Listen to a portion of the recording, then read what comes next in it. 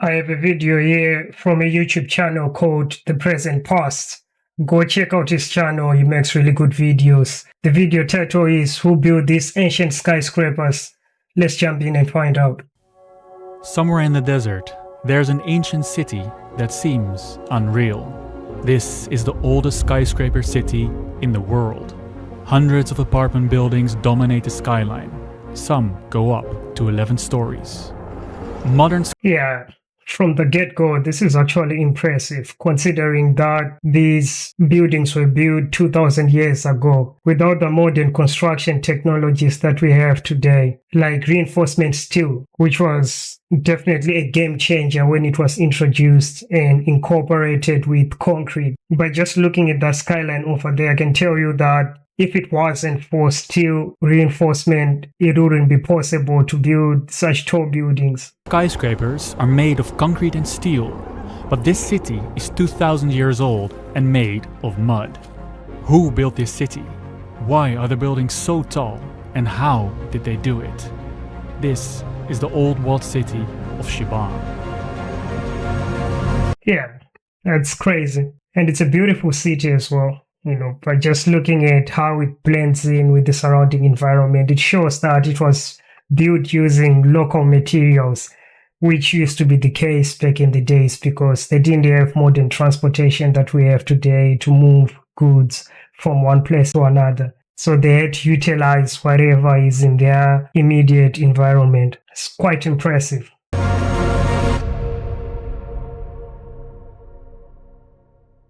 I've been fascinated by the city ever since I saw this picture. At first I didn't believe my eyes. Yeah, this ancient city just looked too modern. Even comparing it to a modern place like Manhattan, part of the city of New York, Shibam is special. This city is 330 by 240 meters. I don't know, man, about comparing it to modern cities, but I can understand where you're coming from. If you look at how it was designed from above, it looks like there was some thought put into this city and the designing of the buildings and how symmetrical the buildings are. 330 by 240 meters. This is about the size of 3 apartment blocks on Manhattan, part of the densest city of the United States. With a population of 7,000, Shibam is way more densely populated. And it's way older. They were already building tower houses in Shibam during the Roman Empire. It's also special when you compare it to its surroundings. People use mud brick across the region, but nowhere do they build as tall as in Shibam. I thought that was strange. What I found even stranger is how abruptly the city ends. Yeah, it's actually quite common in the Middle East, using mud for building houses. And even in some African countries as well, if you go to the countryside, you find these beautiful thatched circular kitchens, which uses clay bricks, and the plaster as well on the outside and in the inside is made of clay. The city ends. It just sits there in the middle of the desert. There seems to be plenty of space around it. There are even other buildings close by. So why did they build so high? Shibam is in Yemen, a place you've probably only heard mentioned like this. As fears grow of a wider war in the Middle East, explosions rocking the capital of Yemen. It's one of the worst humanitarian crises we've seen in almost a century. Yemen's Houthi rebels say they've attacked another cargo ship in the Red Sea. 14 million people that are sort of at risk of famine. But I wanted to show you a different side of this country. Yeah, which is a little bit crazy if you think about it, how devastating these wars are and the destruction they cause to these beautiful ancient infrastructures. This is a work of art, to be honest, and I think, these old buildings should be preserved. So instead of going there, I reached out to every filmmaker from Yemen I could find. And eventually I got in touch with Mohamed. مرحبا اسمي محمد اللشولي. Mohamed visited Shibam and talked to the locals.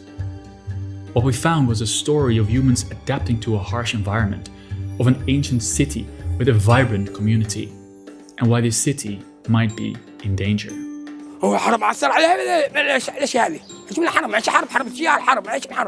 But before we let the locals tell their story, why even build a city in the middle of the desert?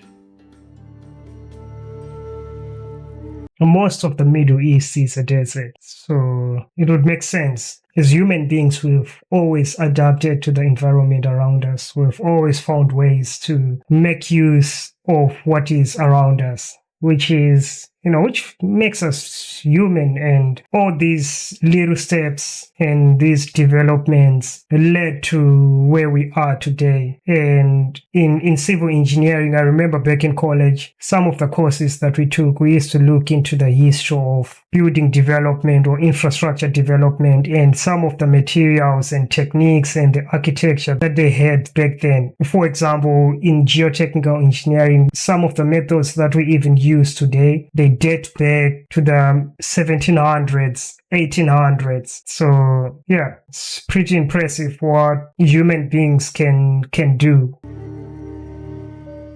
The geography of Yemen gives us the answer. In this map, orange and red is where people live. Most of Yemen is empty.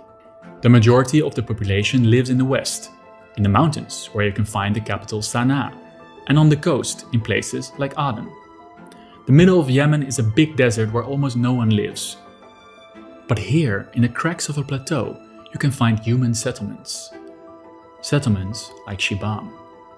These cracks have been created by something humans can't live without: water. Shibam is located in a valley of the Wadi Hadramaut. A wadi is a riverbed that is dry for most of the year, but in the rainy season, the river flows. That water can be stored to drink and can be used for irrigation. People have been settling close to Wadi. Yeah, by just looking at that topography, it makes sense. If we look at like most ancient cities, they were built close to water sources. And it's always been the trend for obvious reasons, like you need drinking water to survive. Agriculture as well. You look at Cairo, it's along the River Nile for that same exact reason. It's all over desert areas. Because of this water, Shibam became an important step in a huge caravan network. A network that carried spices and incense between Africa, the Middle East and India. It's a strategic location. أي شخص يريد أن يحكم وادي حضرموت لابد عليه أن يخضع شبام سيطرته. Shibam was mentioned in Greek sources and was part of many kingdoms and empires, but it was completely unknown to European explorers. It took until 1893 for the first Western traveler. And back in these days, there was a lot going on around the world. I'm actually thinking that I will do a lot of reaction videos on topics that cover these ancient cities and ancient civilizations and ancient construction, kind of like to see how they used to build things back in the days. To visit. They saw a city that rose from the desert, like the steep side of a cliff. But it wasn't a cliff. It was Shibam.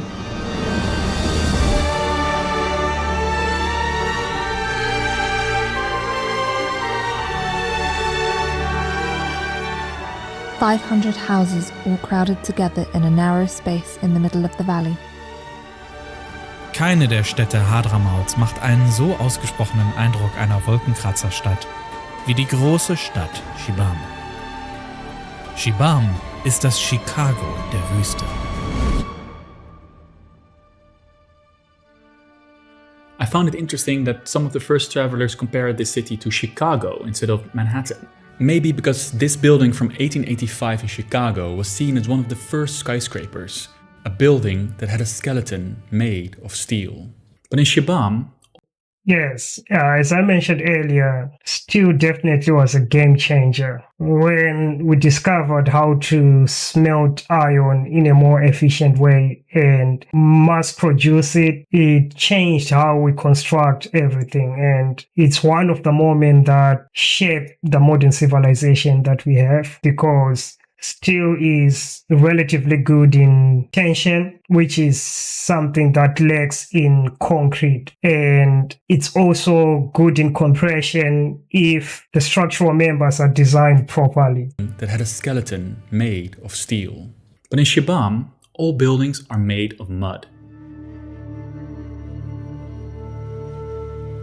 The people that settled here had to deal with extreme circumstances.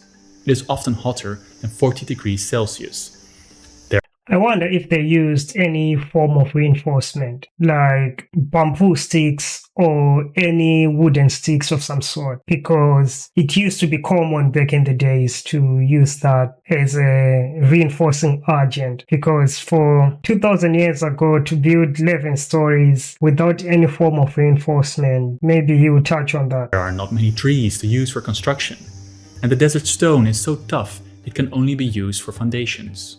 So the people here have to rely on other local materials. They mix sandy soil with some clay and straw to make bricks that dry in the sun. 16 workers can make 8,000 bricks a day.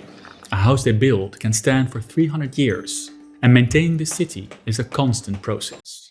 Oh, yeah, this is actually quite interesting. My graduate school research was focusing on fiber reinforced soils, and that's the same concept that they used here, where they incorporate mud and some grass straws, and those grass straws will act as the reinforcing agents. For example, if you only take mud alone, it's really bad intention. So if you pull away a chunk of mud, it will easily break. But if you incorporate it with some fiber reinforcement of any sort, in this case they used grass, it will increase those tensile properties, making the overall matrix stronger.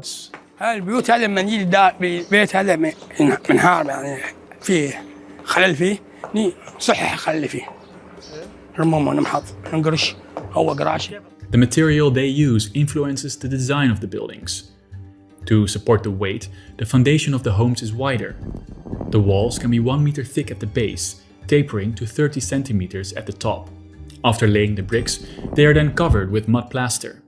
This can be a challenge for higher floors. The top parts of the buildings are then... Even this method as well, this geometry is still used, and we're still incorporating it in our modern buildings. If you look at the Burj Khalifa, which is currently the tallest building in the world, it's wider at the base, and then it tapers as it rises for the same exact reason, where it has to hold all the weight at the bottom, as well it has to resist all the lateral loads. So if it's wider at the base, it gives it more structural stability. And one more thing is well to point out, they mentioned that the stone which is found in this area of Yemen is really hard stone, so it helps as well that these buildings are sitting on a hard foundation, which makes it possible for these buildings to be still standing strong 2000 years down the line. Lime plaster.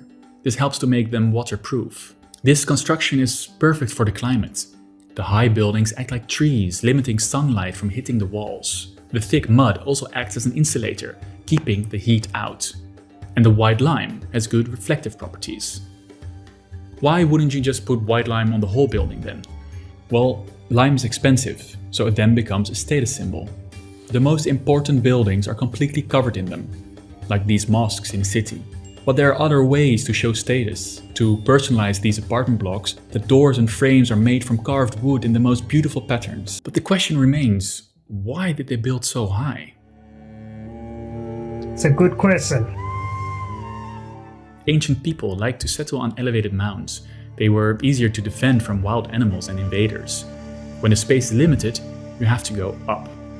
According to archaeologists, you look at the Great Zimbabwe ruins. I would definitely make a video on those ones. Quite interesting. Everything was built up for defensive reasons from other tribes, animals, the harsh conditions of the surrounding environment. Things were not as easy as they are in the modern days. Excavations.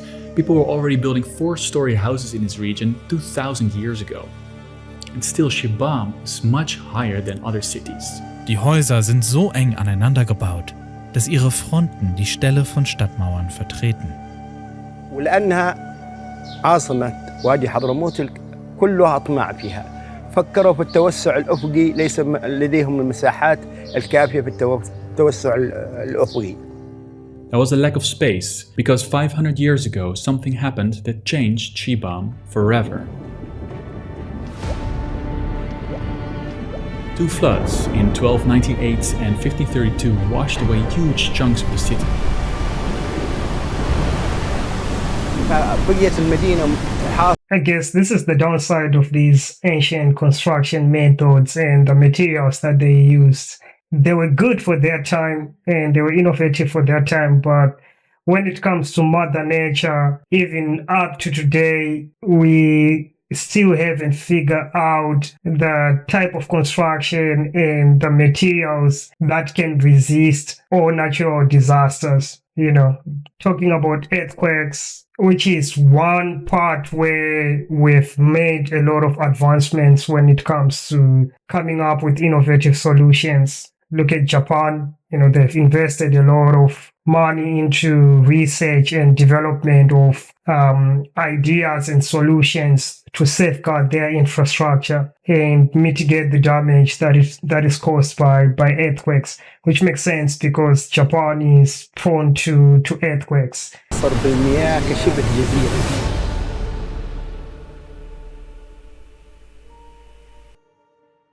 It's these floods that shaped the city we see now. From then on, the only place that was considered safe was on this elevated mound. For 500 years, the people have had to resist temptation to build a bigger city. So it was built by the people that have been living here all along. This has led to a site that's so special, it was placed on a 1982 UNESCO World Heritage List. But there are dangers to this peaceful community. In 2008, a huge cyclone approached Yemen. This led to severe flooding. This image shows where the flooding happened. Some buildings collapsed and people died, but it could have been much worse for Shibam. The age-old knowledge of only building on high ground helped. Another threat to the city is the raging war in Yemen. اختيار رفع الأسعار. العامل ما قدر يعيش بأي حياة. ما قدر يسرح كل يوم شاقة عمله محزور. In 2009, a terrorist killed 4 South Koreans and their guide. ضربت مع الحرب وهذا كبير يعني انفجارات برضه بجوار المدينة في وسط المدينة خارج المدينة هذه أثرت الكثير علينا الآن نفتقد قيود السياحة نهائيا وهذه أثر على كثير من الأسر. The dangers to the city withstanding, it is still around today. It's a city where locals are extra.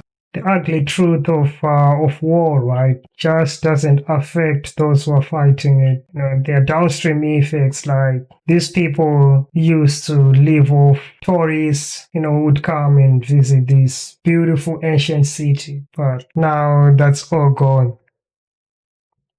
Sad, but that's the world that we live in sometimes. Mostly good, but you know, it comes with some bad aspects as well. Proud. نحن أبناء المدينة هذه نفتخر بمدينتنا ونفتخر إن نحن ننتمي إليها. مجتمع حلو، مجتمع متكاتفين ومحافظ، مجتمع محافظ. ويعني متعارفين، تعارفون كل واحد جنب الثاني، يعني منطقة واحدة زي القرية مكبرة. طعموا غدانا نطعم غداكم، فهذه أشياء موجودة نتعامل مع الطلوع بها. It's so connected. There are even passageways that link individual houses. وبعض البيوت حتى يكون فيها ثلاث الأدوار. فبإمكانهم أنهم يمروا من البيت هذا والبيت هذا، بل إنه بعض الأسر تجتمع. It's easy to forget there's so much more to places in the news than whatever the current headline is. Shibam is an amazing example of the way humans adapt to their situation, living in a harsh region with limited resources, in a climate not really suitable to humans, but still making it work. Keeping alive an ancient tradition to preserve a beautiful city. Making buildings that are fit for the climate, instead of making the climate fit the buildings.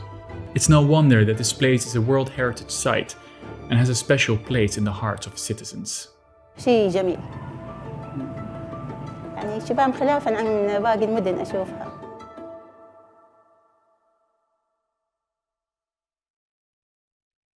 Yeah, man, great video. Please guys, go and check out the original video. I'll link the link in the description below. I think it's a really well-made and well-researched video. Even the graphics and the 3D animations. Yeah, well done. Well done. I'll give him a subscribe.